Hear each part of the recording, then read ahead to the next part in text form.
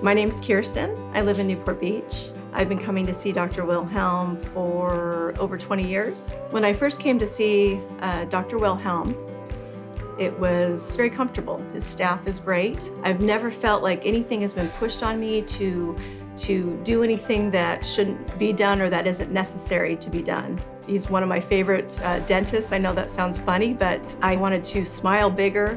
I felt happier. I felt prettier. I felt, like I could do anything and face people, and I wasn't hiding behind my lips anymore. It was more a bigger smile. I had better confidence.